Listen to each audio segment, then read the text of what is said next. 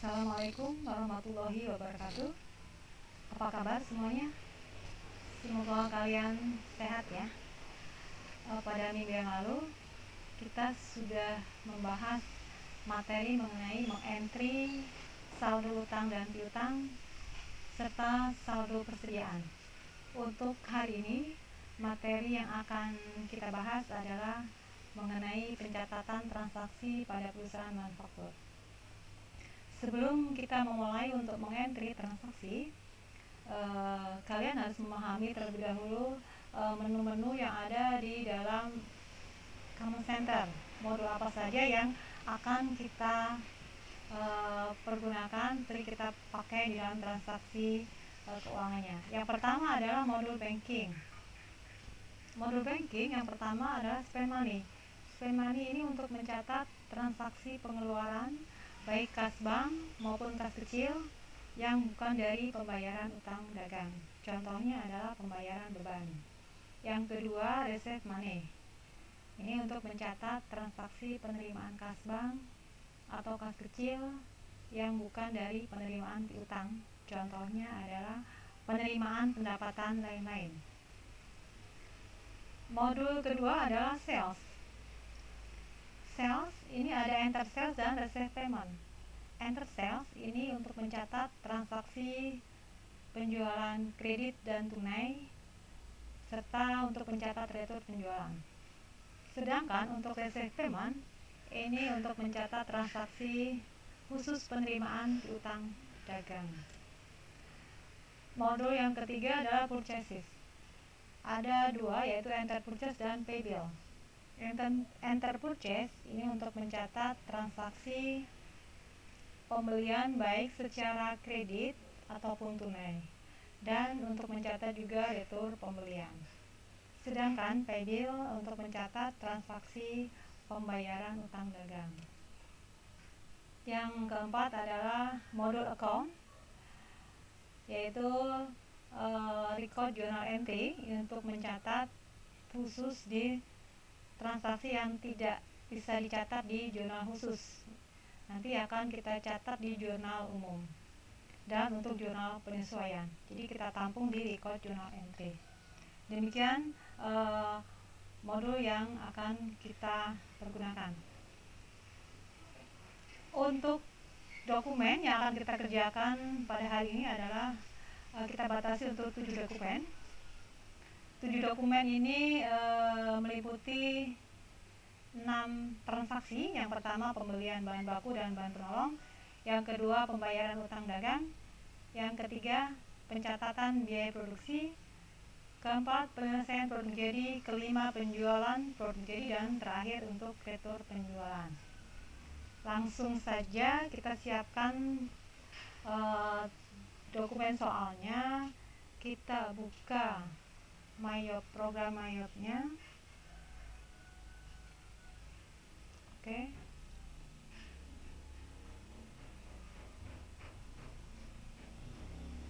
Nah, sudah siap program MyYop. Kita mulai untuk transaksi yang pertama ya.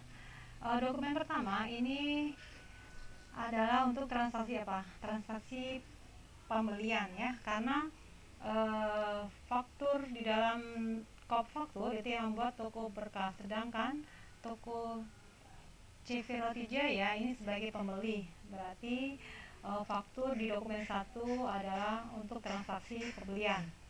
Kita buka modul purchase, kita klik enter purchase. Nah, untuk tahapannya, langkah yang harus kalian kerjakan, pertama kali membeli menjual, dua hal yang harus kita kerjakan. Ulangi, dua kegiatan yang harus kalian kerjakan. Yang pertama, merubah tes inklusif ini dari aktif menjadi non-aktif. Kenapa tampilannya seperti ini? Karena ibu sudah merubah. Kalau belum pernah dirubah, maka tes inklusif kita checklist dulu. Kemudian yang kedua adalah layoutnya. Layoutnya ini kita pilih yang item ya, yang item. Kita pilih item, maka bentuk tampilannya itu akan berubah seperti ini. Ini pertama transaksi yang kita lakukan pada saat pertama pembelian ataupun penjualan. Langsung kita masukkan ke program Mayop. Yang pertama supplier. Supplier kita pilih, kita klik, kita pilih toko berkah, use supplier. Oke, berikutnya termin. Termin karena di awal kita sudah menyesuaikan terminnya N30, maka dalam hal ini kita tidak merubah lagi kecuali kalau ada perubahan termin. Berikutnya purchase. Purchase kita ganti dengan nomor bukti yaitu FPB 12-1. Date-nya, tanggalnya adalah 4 Desember 2018. Kemudian bill-nya langsung kita pakai tab. Bill-nya kita isi dengan jumlah kuantitas. Kuantitasnya yang kita beli adalah terigu. Kita ketik 150 unit. Kita klik pakai tab ya. 1, 2, 3. Kita pilih terigu. Klik use item. Kemudian price per unit kita ketik 9.000. Next. Kemudian yang kedua adalah gula. Gula kuantitasnya 10.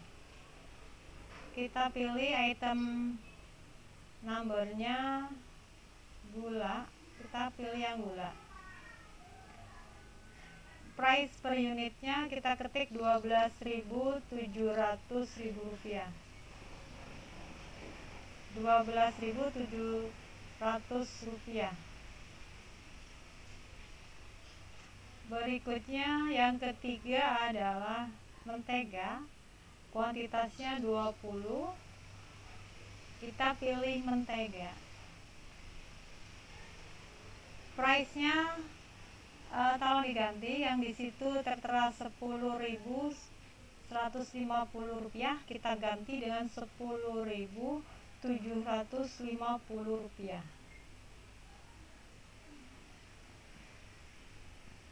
Nah, sebelum kita record, maka kita pastikan bahwa balance due ini harus sama dengan total yang ada di faktur, yaitu 1.861.200 rupiah.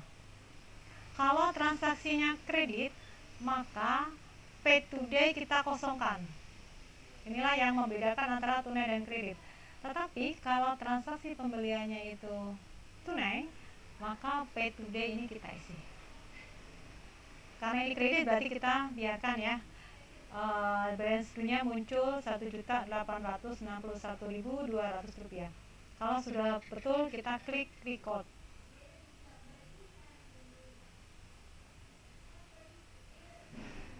Kita klik record. Nah, kita coba lihat jurnalnya. Tampilan jurnalnya akan seperti ini. Debitnya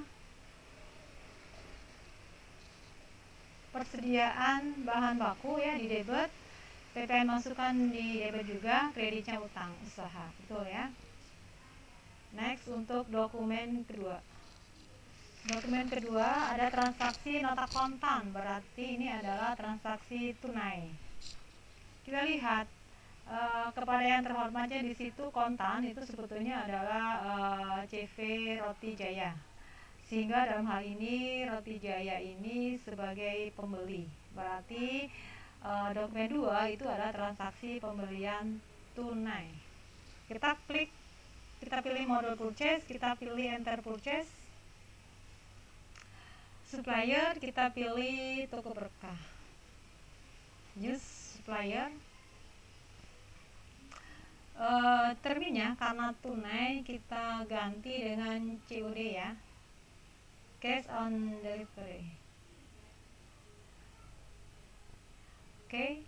Kemudian purchase kita ketik dengan nomor bukti transaksi NK 12-1. Date-nya 6 Desember 2018. Supaya invoice-nya kita kosongkan. Kemudian bill-nya kita ketik kuantitasnya 2.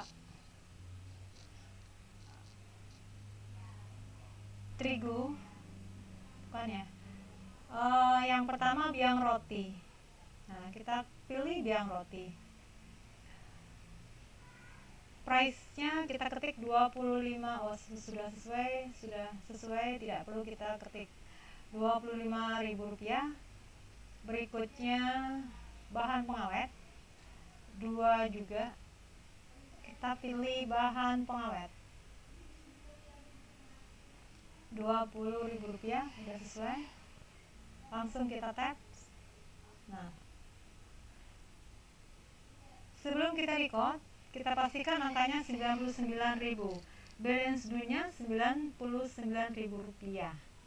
Karena ini transaksinya tunai, maka pay today kita ketik dengan jumlah yang kita bayarkan, yaitu Rp99.000. Sehingga balance due-nya itu 0, artinya kita sudah tidak punya utang lagi. Seperti ini ya untuk transaksi yang tunai.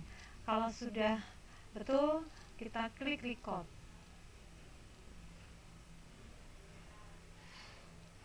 Kita klik record. Ini no ya. Oke. Coba kita lihat transaksi jurnal. Transaksi jurnal kalau Mayop itu tidak bisa langsung pencatatannya tunai, tetapi kita anggap kredit dulu baru tunai. Artinya ada 2 jurnal. Yang pertama ini. Yang pertama persediaan udah betul di debit dengan PP masukan, di debit juga. Kreditnya utang usaha. Nah, pada hari yang bersamaan utang usaha kita debit, artinya utang usaha berkurang. Kasnya kita kredit sehingga utang usaha 0. Oke. Berikutnya transaksi dokumen 4. Dokumen 4 ini adalah transaksi biaya produksi ya, yaitu pemakaian bahan baku dan bahan penolong. Untuk pemakaian bahan baku dan bahan penolong, kita pilih modul inventory. Kita pilih adjust inventory. Kemudian kita isi biasa inventory journal number, kita isi nomor bukti, yaitu BM12-1, date-nya 09/12/2018. Menunya adalah pemakaian, kita ketik pemakaian bahan baku dan bahan penolong.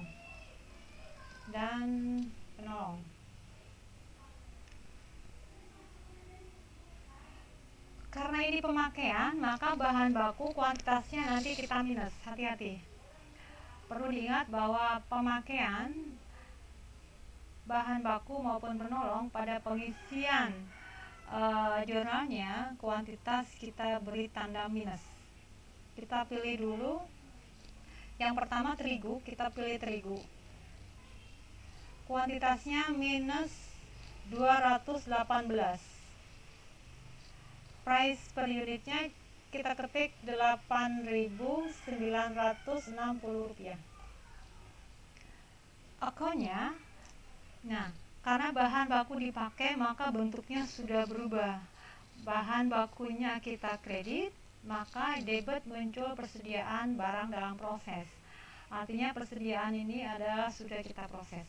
Sehingga akun ini kita pilih persediaan barang dalam proses nomor 1. Ya, ini. Tak pilih.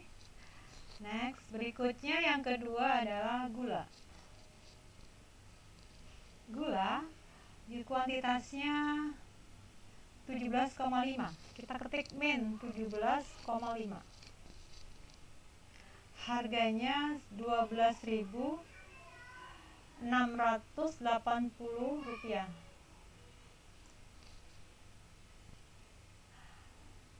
Akunnya juga sama, yaitu nomornya 1/1220. Langsung saja kita ketik nomornya ya. Berikutnya adalah yang ketiga, mentega. Nah ini mentega min 8,7. unit costnya 10.150.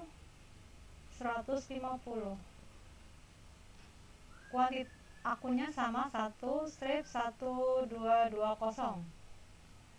Berikutnya yang keempat, biang roti min 1,5. Unit costnya Rp25.000. Akunnya sama, yaitu 1/1220. Yang kelima adalah bahan pengawet min 014. Unit costnya Rp20.000.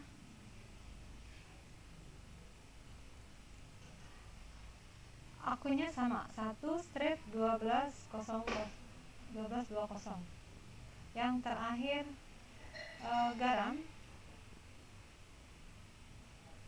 garam min 3,5. Unit costnya Rp8.000. Akunnya sama, 1/1220. Oke, sudah betul. Baru kita record. Perlu digarisbawahi bahwa kuantitas ini penulisannya adalah minus. Kalau tidak minus, nanti pencatatan di jurnalnya muncul di sebelah debit. Makanya karena kita pakai bahan baku ini untuk proses, maka persediaan kita kredit, makanya kita berikan tanda minus. Kalau sudah kita record, coba kita lihat jurnalnya akan muncul persediaan barang dalam proses di debit, kreditnya persediaan bahan baku dan penolong. Totalnya sudah betul, Rp2.331.785. Oke, sudah betul. Berikutnya dokumen 5. Dokumen 5 ini adalah penyelesaian produk. Jadi sama teknisnya seperti yang tadi, yaitu inventory. Kita pilih just inventory journal number, kita isi nomor bukti PM12-2, date-nya 10 Desember 2018. Memonya kita ketik dengan penyelesaian produksi 700 roti tawar. Nah, cara pengisiannya, kita pilih produk jadinya apa. Produk jadinya roti tawar, berarti kita pilih roti tawar, use item. Kuantitasnya, jumlah yang diproduksi untuk menjadi produk selesai berapa unit. Jumlahnya adalah 700 unit tadi ya. Nah, kemudian unit costnya Rp8.860, sehingga totalnya adalah Rp6.202.000. Nah, sekarang akunnya dari biaya produksi tadi, untuk mencatat penyelesaian produk jadi, maka produk jadi kita debit. Ini persediaan produk jadi kita debit. Kreditnya adalah persediaan barang dalam proses. Artinya persediaan barang dalam proses yang kita debit, kita pindahkan ke sebelah kredit. Nah, seperti ini. Kemudian kita klik record. Oke. Berikutnya dokumen 6.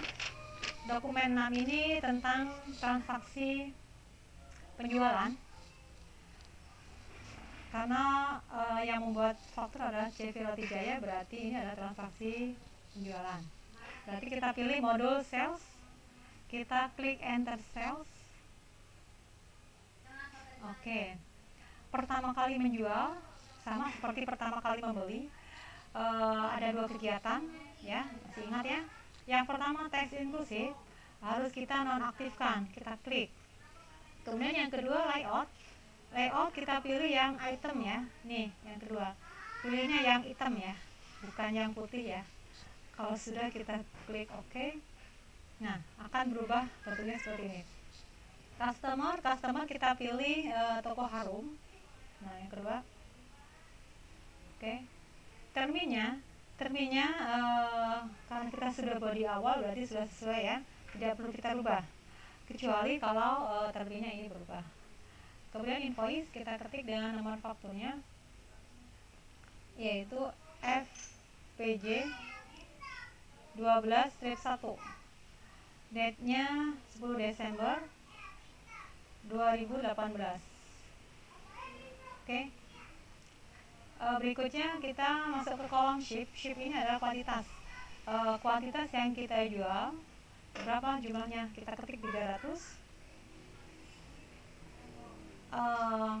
Produknya karena satu, kita ketik di situ roti tawar. Kemudian harga jualnya Rp13.000.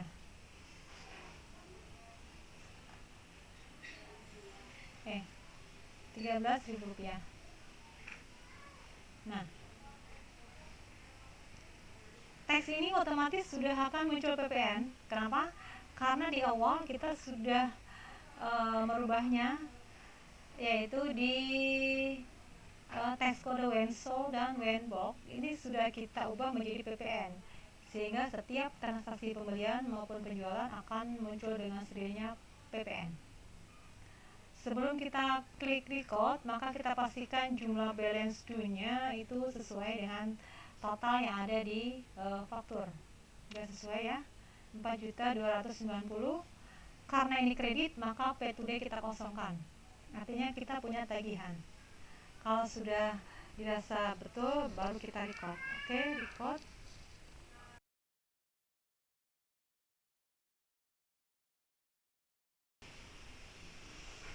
Kita lanjutkan untuk transaksi yang ketujuh, yaitu retur penjualan. Kita pilih sales, enter sales. Kita pilih customer-nya adalah toko harum. Kita pilih toko harum. Terminnya kita abaikan. Invoice-nya kita ketik RNP 3/12. Date-nya tanggal 11 Desember. Kemudian ship-nya, kalau retur penjualan maka ship-nya ini kita beri tanda minus, min 10. Kita pilih roti tawar, price per unitnya kita ketik Rp13.000. Oke. Nah, balance due-nya akan muncul angka minus Rp143.000. Sebelum kita record, perlu diperhatikan bahwa ada yang perlu kita rubah, yaitu karena retur maka akan muncul di debit itu sales retur, muncul retur penjualan. Nah, karena kita belum edit, maka kita ganti penjualan dengan akun retur penjualan. Caranya kita cari tanda panah M01, kita klik, kita ganti yang ini, yang belum diganti ya, berarti kita ganti penjualan dengan retur penjualan seperti ini. Nah, kalau sudah, kita klik OK, maka sales akan berubah, penjualan akan berubah menjadi retur penjualan. Kalau sudah, baru kita klik record. Nah, itu yang pertama. Yang berikutnya, untuk pencatatan retur, kita pilih register. Kemudian kita klik retur and credit. Udah. Kita klik apply to sell. Kemudian ID-nya kita ganti dengan nomor bukti RNP 3/12. Date-nya 11 Desember. Nah, amount applied kita pilih piutangnya berkurang di sel yang berapa. Ini menunjukkan bahwa ini ada dua ya, ada dua sel. Yang pertama muncul piutang tanggal 1 Desember, atau kita ke toko harum punya tagihan di awal. Kemudian tagihan yang kedua adalah tanggal 10 Desember, artinya kita punya piutang. Nah, berhubung ada retur, maka piutang kita di tanggal 10 itu berkurang, sehingga amount applied ini kita pastikan kursornya kita klik di sel yang kedua, klik, oke, sudah ada angkanya, baru kita enter satu kali, sehingga auto balance-nya 0. Artinya piutang yang sebesar 4.290 ini akan berkurang Rp143.000. Oke, kalau sudah kita klik record. Langkah berikutnya, ini belum selesai ya. Langkah berikutnya adalah kita akan mengganti akun yang tadi sales. Bisa kita lihatnya di inventory, item list. Nah, kita klik roti tawar. Akun yang tadi ISIL-nya kita ganti dengan retur penjualan, maka kita kembalikan lagi. Untuk apa? Untuk nanti seandainya di tanggal berikutnya ada transaksi penjualan, maka yang muncul akun penjualan, bukan akun retur penjualan. Kita ganti dengan akun semula, yaitu penjualan. Kalau sudah, kita klik use account, oke. Nah, demikian tahapan untuk transaksi retur penjualan. Transaksinya bisa kita lihat di sini, klik all, akan muncul pada tanggal 11 akan muncul 2 jurnal, yaitu seperti ini. Akan muncul akun retur penjualan dan PPN keluaran di debit, kemudian di kreditnya piutang usaha sebesar harga retur tadi.